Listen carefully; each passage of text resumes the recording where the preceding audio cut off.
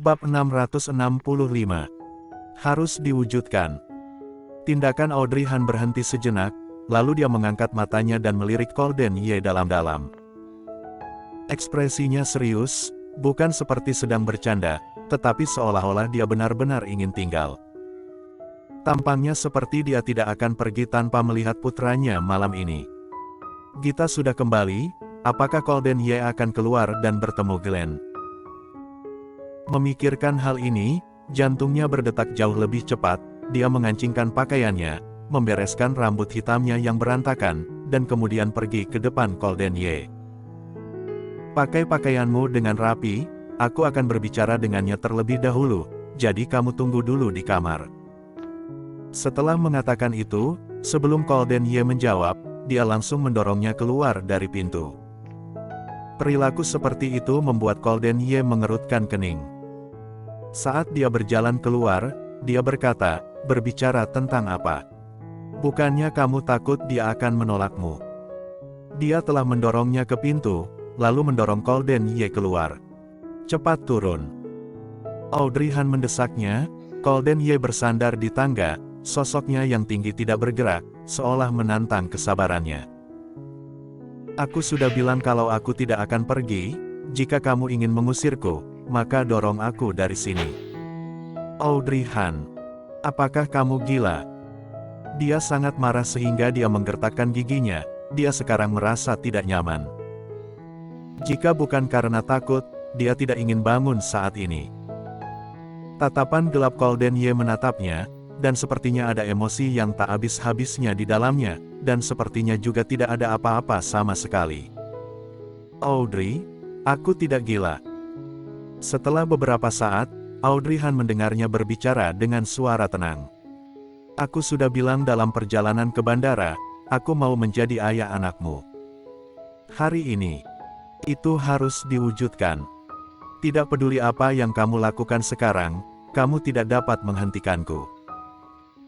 Audrey Han membeku di tempat, bibir merahnya yang bengkak terbuka, tetapi tidak tahu harus berkata apa. Dia tidak berdaya, apa tidak ada sesuatu yang dapat menghentikannya. Dia menyembunyikan Glenn begitu lama, apakah dia akan mengenali ayahnya hari ini? Reaksi apa yang akan dimiliki Golden Ye? Audrey Han menggigit bibir bawahnya dan menutup matanya. Pada akhirnya, seolah-olah dia telah menyetujui apa yang dia lakukan, dia berbisik, "Kamu ikut aku ke kamar dan rapikan pakaianmu." Mengetahui bahwa dia menyerah, dia pun langsung masuk, dan Golden Ye mengikutinya ke dalam kamar. Setelah memasuki ruangan, Golden Ye merapikan pakaiannya, tetapi Audrey Han malah mengeluarkan mesin setrika dan berkata kepada Golden Ye, "Kemejamu sudah keriput, lepaskan." Golden Ye langsung melepaskan kemeja putih dan memberikannya tanpa mengatakan apapun. Audrey Han menemukan tempat dan menyetrika bajunya untuknya. Setiap kali dia bertemu Golden Ye, pakaiannya rapi tanpa kerutan, tidak peduli apakah itu kemeja atau jas, tetapi setelah barusan, pakaiannya sudah kusut. Mungkin karena dia merasa bersalah, atau dia ingin Golden Ye terlihat lebih baik di depan Glenn, jadi dia harus menyetrika pakaiannya untuknya. Audrey Han menyetrika dengan sangat serius. Di bawah cahaya lembut, dia membungkuk, dan beberapa helai rambut menjuntai untuk menutupi matanya, membuat dirinya terlihat semakin lembut. Melihat Audrey Han seperti ini, Golden Ye merasa hatinya dipenuhi kapas, dan semuanya lembut. Setelah pakaian disetrika, Audrey Han menyerahkan kemejanya lagi ke Golden Ye lagi untuk dia pakai, dan kemudian mengikat dasinya sendiri. Saat melakukan semua ini, dia lembut seperti peri. Golden Ye terus menatapnya dengan tenang, dengan sentuhan kelembutan di matanya yang gelap. Dia tiba-tiba tidak bisa menahan diri untuk memeluknya ketika dasinya sudah hampir beres. "Apa yang kamu lakukan?" Audrey Han tertegun, dan ingin mendorongnya menjauh ketika dia kembali sadar. "Aku sudah menyetrika kemejamu, jangan sampai kusut lagi." Golden Ye baru mundur. "Aku tidak akan mengecewakanmu, oke? Apa? Kedepannya, aku akan menjaga kalian berdua dan memperlakukan kalian sebagai orang terdekat di dunia. Audrey Han sedikit terkejut, kenapa orang ini tiba-tiba mengatakan ini? Hanya karena aku menyetrika pakaianmu untukmu. Sampai membuatmu tersentuh seperti ini. Golden Ye. Dia mencubit pipi Audrey Han, dan berkata tanpa daya, apakah kamu mengerti kata romantis? Di saat seperti ini masih merusak suasana. Sebaiknya kamu menyimpan kata-kata ini nanti ketika kamu bertemu dengan Glenn, kuharap kamu tidak akan terlalu terkejut. Dia menyelesaikan dasinya, dan kemudian mundur untuk merapikan dirinya sendiri. 10 menit kemudian, Audrey Han membuka pintu dan membawa Golden Ye ke lantai bawah. Kamu tunggu di sini, aku akan pergi dan lihat Glenn ada di mana. Dia seharusnya berada di kamar bersama Gita. Memikirkan hal ini, Audrey Han langsung berjalan ke atas, berencana untuk memanggil Glenn ke bawah. Ketika dia membuka pintu, Gita sedang memakai masker wajah. Audrey Han mencari beberapa saat, tetapi tidak melihat sosok Glenn. Orangnya mana? Orang. Gita berkedip, orang siapa? Glenn, kamu tidak membawanya kembali. Ketika dia menyebut Glenn, Gita berpikir sejenak dan mengangguk, sudah kubawa kembali. Dia baru saja mandi dan sudah turun ke bawah.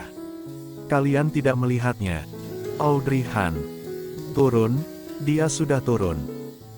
Melihat ekspresinya, Gita secara bertahap merasa ada sesuatu yang salah. Ada apa? Kamu tidak melihatnya di bawah.